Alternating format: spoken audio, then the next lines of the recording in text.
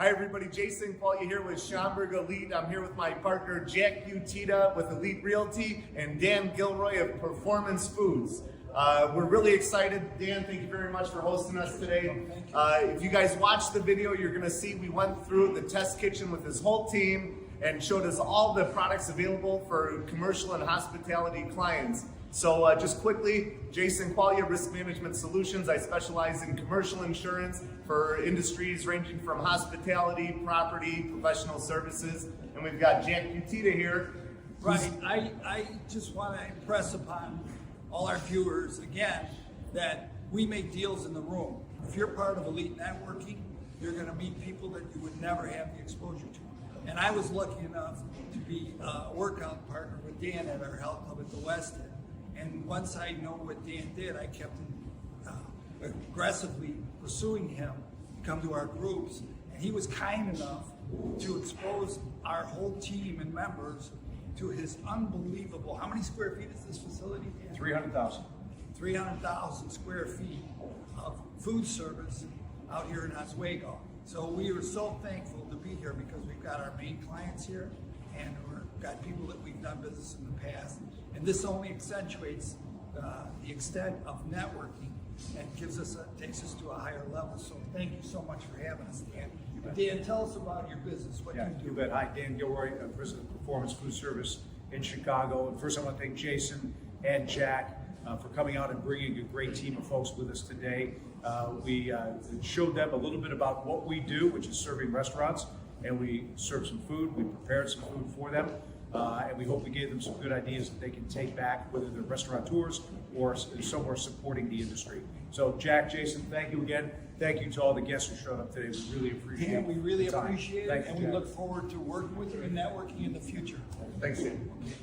So now we're going to go through and we're going to take a tour of the Performance Foods test kitchen, and we're going to see the beautiful facility that you have going on here. So we're going to tag Dan and his team on this post, and you can get more information from them. But just wanted to let you know our next Schaumburg Elite meeting is going to be hosted in Schaumburg, location TBD, and it's going to be sponsored by Blue Star Security.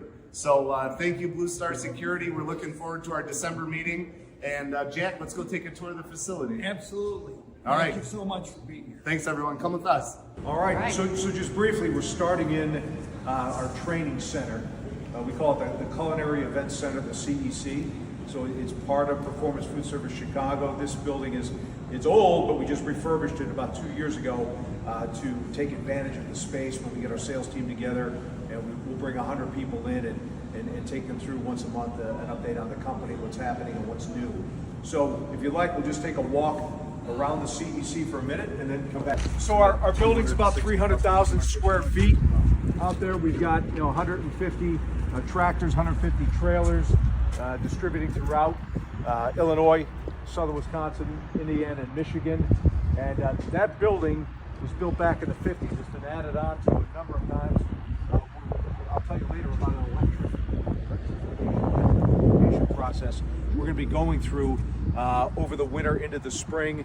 We're going to add solar panels to help power the building because we use a lot of electricity. And then we're going to actually have some electric tractors as well, a small percentage of our fleet. So we're going to prove that we can run some electric tractors around Chicagoland. So I just want to give you that visual. We'll pump 1 million test cases every month out of that building. So it's a busy, busy place. And if you ever want to do a tour out on the floor, you're welcome to. We're just not going to do that today, right? So it's busy here this time of day. All right. Don't forget your Coke so you get it through the freezer. We have several of the gentlemen that you see in the back that help support key product lines. I'll let Steve introduce the team. And this is Steve's kitchen, so we follow his direction. Steve? Welcome, everybody. How are you? Great. Good. Okay, so you are sitting in the test kitchen. We have pretty much every bell and whistle you could ever think of, every appliance you could possibly ever think of to help customers get to where they want to go. So all we do all day long is kind of consult on restaurants. We can do anything from P&L, front of the house, beverages, down to food. My specialty is food. Anything you've ever seen under the sun, we could probably pull off in this kitchen, from like little burgers to molecular gastronomy stuff. I am the corporate chef of the company. I assist maybe 90 sales reps in this company, and I'm part of the resource team. So there's also a center of the plate gentleman who covers all proteins, fish, stuff like that. And there's also a pizza and Italian specialist who happens to be sitting over there. His name's Aurora. Good morning. Good morning, Ron. Yeah, what we do is we just help customers all day long. So at 1 o'clock today, we actually have a customer coming in. We're helping them with their menu. We're helping them streamline everything and make them more profitable. Okay, so with that being said, we have a couple demos in for you today and try some food, right? Because after all, we are a food company. So I'm going to give it over to Greg Davis. Greg Davis is our produce manager. He's going to explain that. So real quickly, we have just kind of a basic display here of a lot of different produce items. We use a process company out of Chicago that delivers to us 5 times a week, so we're always keeping the fresh dates, which is obviously important. We get direct loads from California 3 times a week. We get potatoes and onions from Idaho or the South, depending on the time of year. About a truckload every week and a half. On onions, potatoes is about 3 truckloads every 2 weeks. And we have fresh origins, which there's I don't have a fresh origins flyer, I'm sorry. I have the link for that if you guys want it. Fresh origins is an item that we use a company out of Southern California, and if you place the order today by 10 o'clock, they pack it this afternoon, overnight it, it's here by 10 or 11 tomorrow, and you get it on Friday. So that way you're always getting fresh product. The only item that we actually stock right now is the orchids, because we sell enough of those to keep them on the shelf and not worry about throwing them out, and you still get fresh product. We also do that with the fresh cut stuff. There's a lot of, say, if you wanted a sliced jalapeno. Well, I don't keep that on the shelf, but if you tell me today by 10, they'll cut it today, I'll get it tomorrow, you'll get it the next day. So we have hundreds of items like that. We get product from the market every day, Sunday through Thursday. They deliver in the morning. At 10 o'clock, my buyer runs a sweep for what we call JIT. So if you wanted a baby zucchini or something, you had something going on, right? You want baby zucchini and baby yellow squash. I don't keep them on the shelf, but if I know by 10 and it's available in the city, we'll pick it up this afternoon, bring it back here, you still get it tomorrow. We have hundreds and hundreds of items that are under that type of setup. That way, again, we're not putting it on our shelf and letting it get old and then you get it. We're getting you fresh product every time. Real quick on the produce side, probably my favorite category that we sell. It's a very profitable category. It's, I think, with many chefs, it's the most sensitive category. They'll tell you, most people will tell you that it's chicken and beef. It's produce.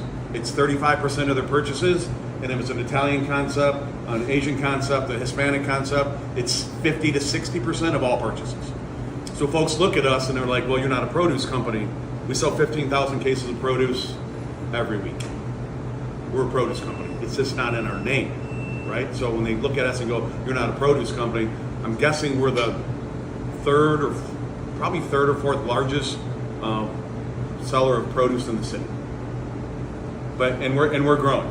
The leader is probably Cisco. They started at a produce company years ago, but we are growing and gaining on everybody fast. We're a very diverse produce category. Greg's doing a really nice job of making sure that diversification is there. Some of those unique items that can be a little sensitive, Dan and I are willing to take a little risk on those items. You're gonna have some shrink in produce, but it takes a minute to get it out there so you know that I have patty pan squash, so you know that I have fresh origins. So he's doing the JIT, the just in time, but we create a need for that. Let's bring it in stock. Let's bring it in stock. Yeah, my favorite category. Specific questions you want to know?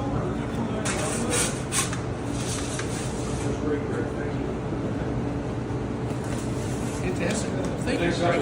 So thank you, everybody, and welcome to our kitchen today. It is an honor to have you here. When I was told that you were coming in and asked to speak to you a little bit about our side of the business when it relates to pizza and Italian, the only thing I could think of is staying on trend with what's going on in the industry right now. And that trend is a product that's called Pinza, P-I-N-S-A. This is not flatbread. This is actually a new category segment all its own. This is the product that is sweeping Europe. So if you're not eating a Neapolitan style, that would be the round that's usually baked in a wood-fired oven, you're probably getting a Pizza. Pizza is a combination of 3 different flours. It has a high hydration in it, meaning they use a lot of water when they mix the dough, and then they let that dough ferment for a very long period of time. Pizza comes from the word stretch in Italian, and that's where it gets its name from. See, these have all been hand stretched. This product is actually made domestically for us, made in the wonderful city of Baltimore, Maryland. Yes, a great product. Comes packaged just like you see here, 2 units per package. They are par baked, meaning all you have to do is top them and finish them in your oven. So what I did today to stay on trend with the Pizza, what else is on trend right now? Well, we take a lot of resources to see what's on trend with our industry. And one thing that is very much on trend in our industry is pesto and mortadella. Wow. If you don't know what mortadella is, that is the original bologna. Yes, Oscar Mayer didn't start it. It started in Bologna, Italy. Mortadella is the original. It's delicious. And it is delicious. So what I did is I just made a real simple spread of our traditional pesto, no nuts. So if anybody has a nut allergy and you want to try the Pizza, you're okay. So I did pesto without nut, but I also added it with some of our roasted garlic pesto. Put in a little mascarpone cheese there, just came up with this real nice, easy spread, and put a real light layer over the top of the Pizza. Top that with a little bit of our California buffalo mozzarella cheese, some great imported Italian mortadella from the largest producer in Italy. On the Pizza, baked it off, and that's it. The product, this is what it looks like, fresh, hot out of the oven. I'm gonna cut this one and put it up, but I also have another one over on the table there. Hey, Rob? Yes, Patrick? Swag, I know you'll be close. So a customer can, what would that cost a customer to put up? All in? All in on this product right here, I'll go $4.50, $5. And it's easily, on most menus, we're gonna see it start at $17 and go up from there. Low labor, low touch, high profitability, something our customers are asking us for. So that was one on-trend item as it related to the Pizza. The second on-trend item, cup and char pepperoni. We've got a diverse amount of individuals in the room, different age groups. Cup and char is not new. This is something that really had a lot of popularity back in the 70s, early 80s, went away. Now it's making a resurgence, coming back into the marketplace. So I took the Pizza, I put traditional tomato on it, some more of that great California buffalo mozzarella, some of our cup and char pepperoni. I baked it off. After I cut it, I hit it with a little bit of our branded hot honey. Again, a very hot on-trend item. So very simple Pizza with cup and char pepperoni and hot honey. So that's all I have for them. So throw them over to Chef Steve, and I will have samples over on here at the table for you to please help yourselves with. Okay, welcome back. Okay, so I was thinking, what could I possibly show you guys, right? So I wanted to show you how easy it is to fire off of a dish and do it perfectly if you have modern techniques. That's kind of what the theme of this is. So you guys are hearing a little beep in the background. Do any of you guys know what a sous vide machine is? Of course. Yeah, so a sous vide machine, for those of you who don't know, is about a $120 contraption that circulates water. So it goes to the 10th of a degree. So you can get razor honed in on temperatures of steaks and meats, and you do all kinds of fun things with it. Okay, so randomly today, I'm showing up veal later. So I was like, oh, let's just do veal chops, okay? So the cool thing about this little machine is that I can literally do 100, 200 steaks and hold them all at medium rare without even opening up the package, which is kind of cool. And a lot of times you guys go into restaurants, I'm sure everybody's experienced this, and you're like, oh, my steak is too well done, it's not in temp, it's whatever, but you don't complain because you're with whoever it is you're with. But in your head, you're like, God, right? And it could completely kill your eating experience, right? So this kind of dummy proofs the whole process, right? So I set up the sous vide to 129.9 degrees. It's plus or minus 1/10 of a degree. So it's already done in medium rare right out of the package. Our cut guy puts things in cryovac containers. It is perfect for this stuff. The plastic is bulletproof. And I literally throw everything in the water, let it go for an hour. Then I can hold at it for 1 day, 2 days, 3 days. It doesn't matter, okay? So if you see what Rob's holding, that's what it is. So this is already cooked to medium rare. Now, I'm doing something called reverse sear. So I take one of these little guys and I pop it open.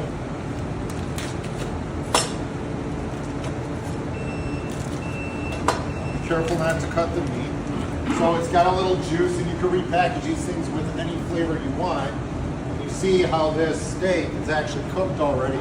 So all I'm gonna do, and watch, a ticket comes in, and I put some pepper on it, and I put some salt on it. That's all it is. Drop it on the grill, and all I'm gonna do is do grill marks, okay? So while this is cooking, let me tell you what else we have. So, risotto, one of the most complicated dishes that people can make, right? If a chef or a line cook does this stuff, they usually ruin it, which is why it's not on a lot of menus, right? If you have a talented person, then they'll put it on their menu if he's got talented guys. Well, the magic of wholesalers these days is now they do risotto in the bag, okay? So, I have a risotto that I literally just added water to it, and of course, no one can just do water, you gotta make it taste like something. So, the people in the next room were nice enough to give me chanterelle mushrooms. I soaked them in water to make a mushroom water, and I put some truffle oil and Parmesan on there. And literally, in 10 minutes, you have a whole thing of risotto that's good for the day. Vegetables, I just did a California mix, no big deal, with some salt and pepper, and the flowers come from fresh origins. So, all this stuff is ready, good to go. And all I'm doing is marking off the steak. And so usually you have ticket times, and like I did this yesterday with someone, her average ticket time was a half an hour. And think about this, guys.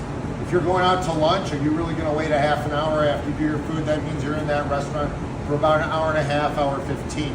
No one's got time for that anymore. We do not live in that society anymore. So again, we specialize in low touch dishes, how you get things out of the kitchen super quick.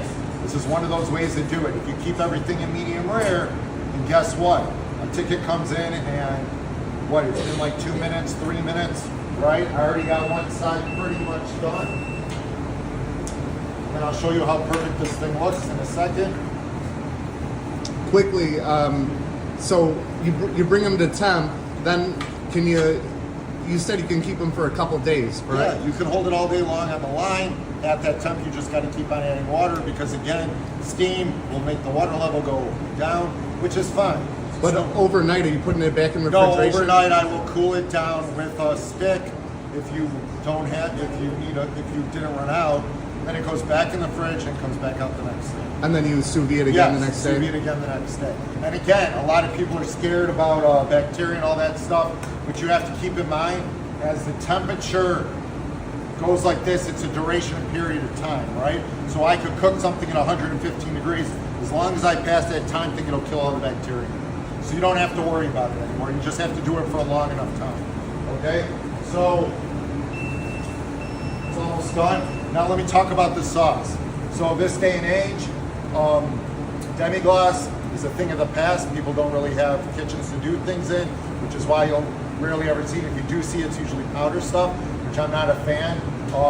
They actually make a product that's fantastic now that's pretty close to it. We stock it, but I want to do something a little different to you. So have you guys ever gone to coffee shops and seen the Monin syrups? So we've got our own brand called Sesh. It is fantastic. So I took the wild raspberry sesh, and I mixed it in our own barbecue sauce. Our own barbecue sauce. There's a smoky one. It's one of the best barbecue sauces I've ever tried. And you'll notice with our products, compared to the national brand, they're usually better and cheaper.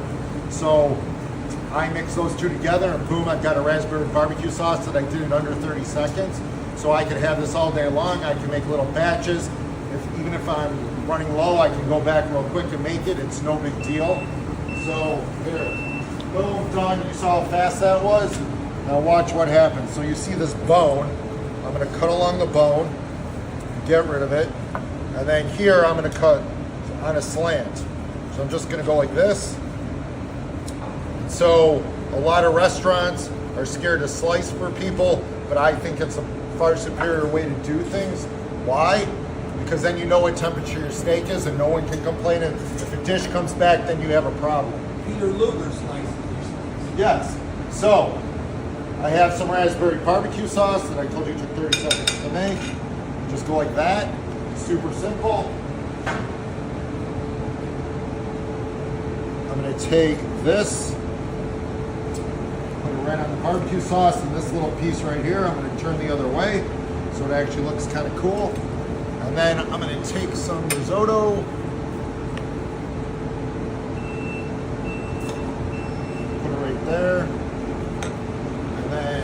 veg.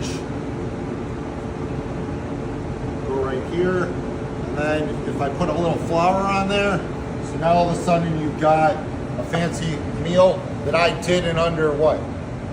6 minutes? Yeah. That's it. So easy way to do things now. You can use retail of a 30, 35. Oh yeah, easily. This is 30, 40 bucks. This is a French veal, and even if I want, I could put the bone right here. You see how nice that looks? The presentation. Yeah, it's all about presentation. So again, if you own a restaurant or you ever go to restaurants, these people shouldn't be scared anymore to do things. There's technology that exists which will allow you to do anything you could think under the sun. And the right? biggest thing is this controls waste. Yeah, so there's zero waste on this product, which is fantastic. All the meats, and no one's stealing stuff, because if you buy the primals and someone cuts, they're doing their thing, what's gonna happen in their head? They're gonna get hungry. It's usually the first thing they do in the morning. So they're gonna take a piece and have it for lunch. Then their other buddy on the line is gonna go, oh, hey, I want a piece too. You just lost 2 pieces of meat. So that could be what, 2 pounds of meat? And guess what happens? Your food cost is just starting to go up.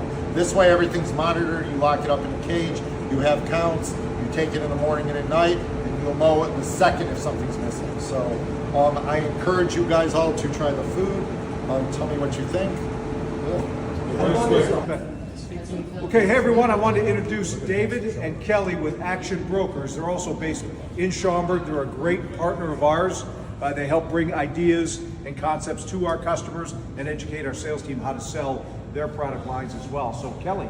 Yes, good morning. Thank you very much. We're very excited, David and my counterpart.